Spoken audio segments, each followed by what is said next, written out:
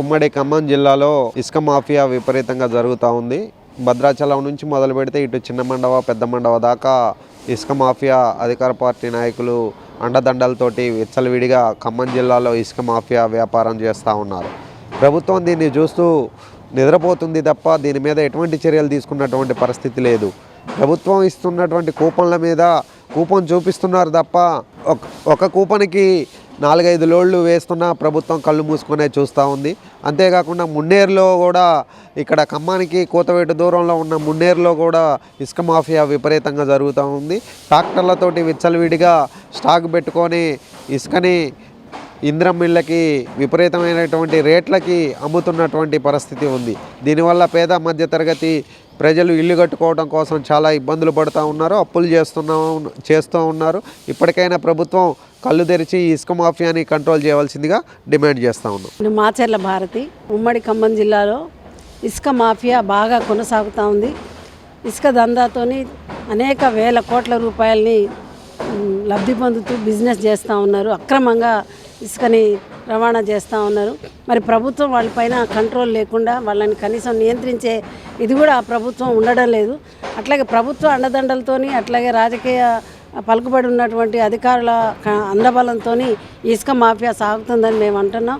అట్లాగే ఇసుక మాఫియా అంటే కోట్లాది రూపాయలు పెద్ద పెద్ద కార్పొరేట్ సంస్థలకి అట్లాగే సంపన్నులకి వీళ్ళు రాయితీలు కల్పిస్తూ ప్రభుత్వం ఇస్తూ ఉంది. కానీ వాస్తవంగా చూస్తే ఈ ఇసుక పేదవాడు ఇల్లు కట్టుకోవడానికి ఇవ్వడం లేదు. అట్లాగే అనేక వేలకు డబ్బులు పెట్టి ఇసుకను కొనుక్కొని సామాన్య మానవుడు ఇల్లు కట్టుకునే పరిస్థితి లేదు. కానీ ప్రభుత్వం సబ్సిడీకి సామాన్యులు ఎవరైతే ఇల్లు లేదో ఇల్లు అందరికీ ఇల్లు కట్టించి ఇస్తామన్నటువంటి ప్రభుత్వం ఈరోజు ఇల్లు కట్టుకోవడానికి కూడా డబ్బులు లేకపోగా వాళ్ళ కనీసం ఇసుక సబ్సిడీకి కూడా ఇచ్చే పరిస్థితి లేదు. కానీ కోట్లాది రూపాయలు మాత్రం సంపన్నులకు కట్టబెట్టడానికి ఇసుక అక్రమంగా వాళ్ళు రవాణా చేస్తున్నా కూడా నిమ్మకు నీరెత్తినట్టు నోరు మూసుకొని చూస్తూ ఉన్నది ప్రభుత్వం.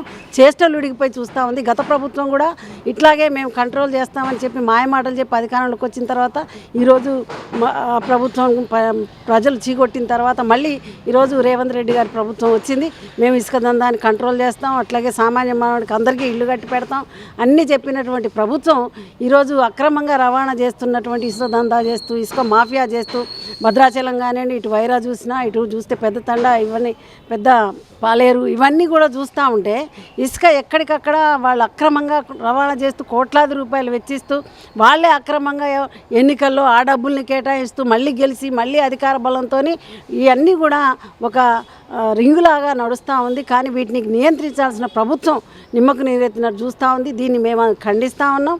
అట్లాగే డిమాండ్ చేస్తూ ఉన్నాం. సామాన్య ప్రజలకి ఇసుకని ఫ్రీగా ప్రభుత్వమే సప్లై చేయాలని డిమాండ్ చేస్తూ ఉన్నాం. అట్లాగే ఏదైతే ప్రభుత్వం ఈ యొక్క ఇసుక దందా చేస్తూ మాఫియా చేస్తున్నటువంటి వాళ్ళు ఇప్పుడు గోదావరి పారివాహక ప్రాంతం మొత్తం కూడా పర్యావరణ కేంద్రంగా ఉన్నటువంటి పారివాహక ప్రాంతం మొత్తం కూడా ఇసుకని లూటీ చేస్తూ అక్కడ పర్యావరణాన్ని కూడా నాశనం చేస్తున్నటువంటి పరిస్థితి కనబడతా ఉంది. అట్లాగే నీటి నిల్వలు గ్రౌండ్ లెవెల్ నీటి నిల్వలు కూడా తరిగిపోయేటట్టుగా ఈరోజు ఇసుక మాఫియా పర్యావరణానికి ఆటంకంగా ఉంది. దీన్ని ప్రభుత్వం కంట్రోల్ చేయాలి.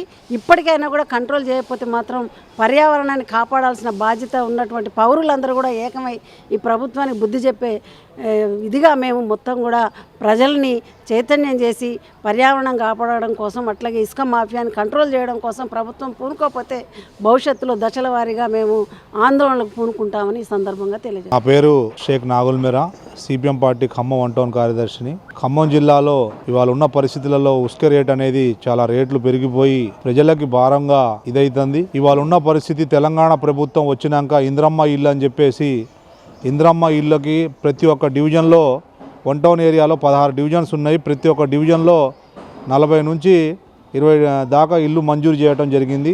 వాళ్ళకి అలా ఉసుక కొనాలంటే 8,000 నుంచి 10,000 దాకా ఉసుక ధర పలుకుతూ ఉంది. ఇవాళ 5 లక్షల్లో నుంచి 1,00,000-1,50,000 దాకా ఉసుకకే డబ్బులు పోయేటట్టుంది. కాబట్టి వెంటనే తెలంగాణ ప్రభుత్వం ఉసుక రేట్లని కంట్రోల్లో తేయాలా. అట్లాగనే ఏమైతే ఉసుకే ఉచితంగా ఇస్తా అని చెప్పి ఏమైతే హామీ ఉందో ఇంద్రమ్మ ఇళ్ళకి ఎవరైతే కట్టుకుంటారో వాళ్ళందరికీ కూడా ఉచితంగా ఇస్తా అని చెప్పి హామీ ఉందో అది వెంటనే 5 లక్షల లోన్ మంజూరై ఉన్న వాళ్ళకి అందరికి కూడా 5 లక్షల ఇంద్రమ్మ లోన్ మంజూరై ఉన్న వాళ్ళందరికీ కూడా ఉసుకే ఫ్రీగా సరఫరా చేయాలని చెప్పేసి CPM party Khammam division Khammam 1 town committee తరపు నుంచి డిమాండ్ చేస్తూ, అట్లాగనే సామాన్య మధ్యతరగతి ప్రజలు కూడా ఇల్లు కట్టుకోవాలంటే చాలా ఇబ్బందిగా అవుతుంది. ఇందిరమ్మ ఇల్లు లాని వాళ్ళు కూడా ఇవాళ ఉసుక రేట్లు ఇవాళ చాలా మాఫియా చాలా జరుగుతుంది. ఖమ్మం జిల్లాలో, ఖమ్మం నగరంలో ఇవాళ పాలేరు కానీ, భద్రాచలం దగ్గర భద్రాచలం కానీ గోదావరికి ఆనుకొని రాత్రిపూట ఉసుకలు దోమి చేయటం జరుగుతుంది. దీని మీద తెలంగాణ ప్రభుత్వం వెంటనే ముగ్గురు మంత్రులు వెంటనే దృష్టి సాధించి దీని మీద ఎవరైతే కఠినంగా చేస్తారో, ఉసుక మీద రేట్లు ఎవరైతే చేస్తారో ఒక కట్టడిగా ఒక గవర్నమెంట్ నిబంధనల ప్రకారంగా చేయాలని చెప్పేసి CPM party Khammam 1 town committee నుంచి డిమాండ్ చేస్తూ ఈ అవకాశం ఇచ్చిన మీడియా మిత్రులకి థ్యాంక్ యూ, ధన్యవాదాలు. ఇందిరమ్మ ఇల్లు అని చెప్పేసి ఇంటికి 5 లక్షల లోన్ ఇస్తామని చెప్పి ఇల్లు కట్టుకోండి అని చెప్పేసి ఇందిరమ్మ ఇళ్ళ ద్వారా దాదాపు ఖమ్మం నగరంలో ఉన్న 1వ డివిజన్ నుండి 40-50 గృహాలు శాంక్షన్ చేయడం జరిగింది. అలాగే ఇంకా కొన్ని చోట్ల వేరే వాళ్ళ కార్పొరేటర్లు కాకుండా వేరే కార్పొరేటర్లు ఉన్న చోట కనీసం 20-25 ఇళ్ళనే మంజూరు చేయడం జరిగింది. అక్కడ కూడా ఇంకా ఇళ్లను మంజూరు చేయాల్సిందిగా కోరుతా ఉన్నాం. అయితే దీనికి సంబంధించి ఇసుక సంబంధించి దాదాపు ఇందిరమ్మ ఇండ్లు స్టార్ట్ చేసేటప్పుడు ప్రారంభించేటప్పుడు రెవెన్యూ శాఖ మంత్రి ఉన్నటువంటి మన పొంగిలేటి శ్రీనివాసరెడ్డి గారు ఇందిరమ్మ ఇళ్లకు ఉచిత ఇసుక ఇస్తామని చెప్పారు. కానీ ఉచిత ఇసుక ఇవ్వడం కాకుండా ఇసుక రేటు విపరీతంగా పెరిగిపోయింది. చాలా ట్రాక్టర్ ఇదివరకు 6,000-7,000 ఉన్న ట్రాక్టరు ఇలా 10,000-12,000 ఉంది. ఇలా దొరకని పరిస్థితి ఉంది.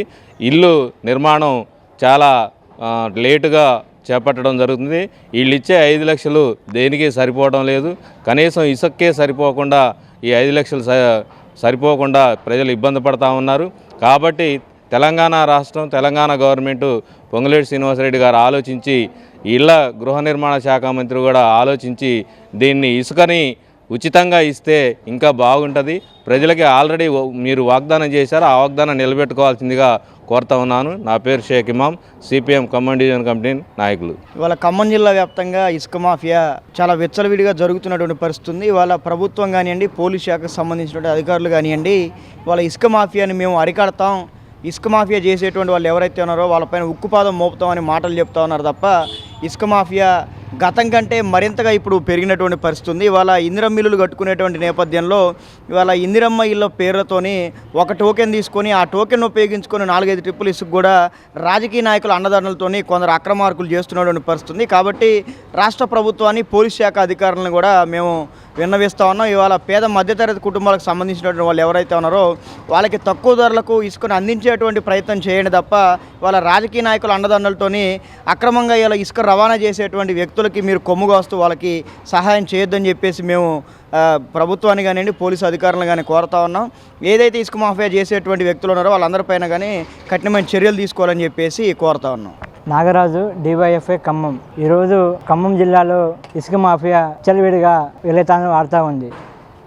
అలాగే ఇసుక మాఫియా అనేది జిల్లా మొత్తం కూడా ఒక్క దగ్గర చింతకాడ మండలం కానివ్వండి, ముదిగుండ మండలం కానివ్వండి, అలాగే కొత్తగూడెం భద్రాచలం కానివ్వండి, అన్ని మండలాలు కూడా ఇసుక మాఫియా బాగా అవుతూ ఉంది. ఒకప్పుడు ఇసుక మాఫియాని కేవలం రౌడీ గుండాలు చేస్తే ఈరోజు ఇసుక మాఫియా రాజకీయ నాయకులే చేస్తూ ఉన్నారు. మనం చూస్తూ ఉన్నాం. రాజకీయ నాయకులే వాళ్ళ పక్కన ఉండి వాళ్ళే ఎమ్మెల్యేలు, ఎంపీలు, మినిస్టర్లతో సహా కూడా ఇసుక మాఫియా చేయటం మనం చూస్తూ ఉన్నాం. ఈ మధ్యకాలంలో ఇందిరమ్మ ఇల్లులు వచ్చాయి.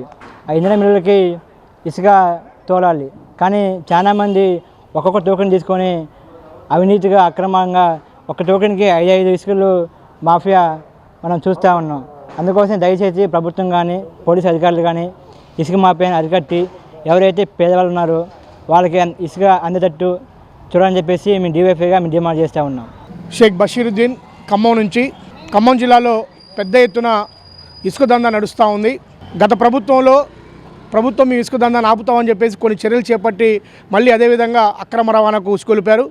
ఆ ప్రభుత్వం చేసిన తప్పులు మేము చేయమని చెప్పేసి ఈ ప్రభుత్వం కూడా మళ్ళీ అదే తప్పులు చేస్తూ ఉంది. ఇవాళ పేదలకు ఇసుక అందడం చాలా కష్టంగా మారింది. పేదలు ఒక పక్క ఇసుక కోసం ఇబ్బంది పడుతూ ఉంటే ఇవాళ ఇసుక మాఫియా పెద్ద ఎత్తున ఉమ్మడి ఖమ్మం జిల్లాలో పెద్ద ఎత్తున ఇసుక మాఫియా పెరిగిపోయింది.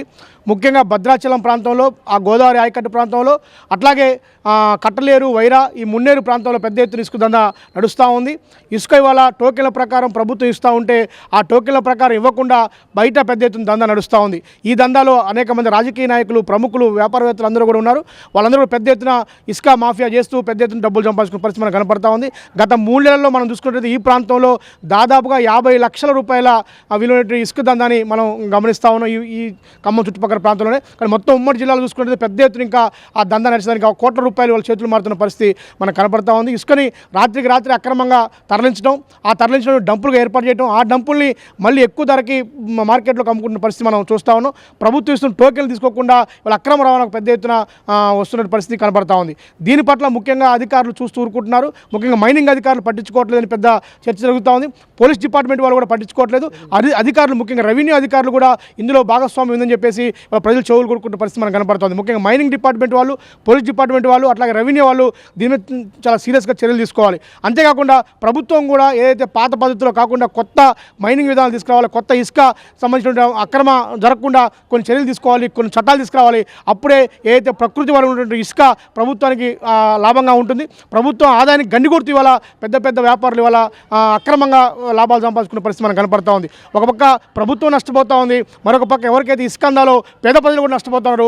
మధ్యలో దళారులు వాళ్ళ దందా చేసి బాగుపడుతున్న పరిస్థితి ఉంది. అందుకనే అధికారులు తక్షణం స్పందించాలా, మైనింగ్ వాళ్ళు స్పందించాలా, పోలీసు వాళ్ళు స్పందించాలా, రెవెన్యూ వాళ్ళు స్పందించాలా, ఎక్కడికక్కడ ఇసుక దందాను ఆపాలని చెప్పేసి మేము కోరుకుంటా ఉన్నాం. ముఖ్యంగా ఖమ్మం జిల్లాలో చూసుకున్నట్టయితే ఉమ్మడి ఖమ్మం జిల్లాలో భద్రాచలంలో చెర్ల, వాజేడు, అట్లాగే ఇటుపక్క ఇటుపక్క మొత్తం కూడా మనుగురు దగ్గర కూడా పెద్ద డంపులు ఏర్పాటు చేసి ఇసుక అక్రమ రవాణా చేస్తున్నారు. ఇటు వైరా చూసుకుంటే వైరా రిజర్వాయర్ కింద వైరా మొత్తం కూడా వైరా చెరువు కింద కూడా పెద్ద ఎత్తున చేస్తున్న పరిస్థితి మనకు కనపడతా ఉంది. ఇటు ముదిగొండ, చింతకాని, అట్లాగే బోనకల్లు, తిరుమలపాలెం, ఖమ్మం రూరల్ మండలాల్లో కూడా పెద్ద ఎత్తున ఇసుక డంపింగ్ ఏర్పాటు చేసి అక్రమంగా అమ్మకాలు చేస్తున్నారు. ఇవి నిజంగా నిద్రపోతున్న వాళ్ళైతే లేపొచ్చు, కానీ నిద్రపోతున్నట్టు యాక్షన్ చేస్తుంటే అధికారులని లేపడం చాలా కష్టంగా ఉంది. కానీ అధికారులు లేవాలి, మేల్కోవాలి. మైనింగ్ వాళ్ళు, పోలీసు వాళ్ళు, రెవెన్యూ వాళ్ళు మేల్కొని వెంటనే చర్యలు తీసుకోవాలని చెప్పేసి మేము ఈ సందర్భంగా కోరుతా ఉన్నాం. ప్రభుత్వం కూడా వెంటనే చర్యలు చేపట్టి అక్రమ రవాణా చేస్తున్న వారి మీద తక్షణం చర్యలు తీసుకోవాలని చెప్పేసి మేము డిమాండ్ చేస్తూ ఉన్నాం.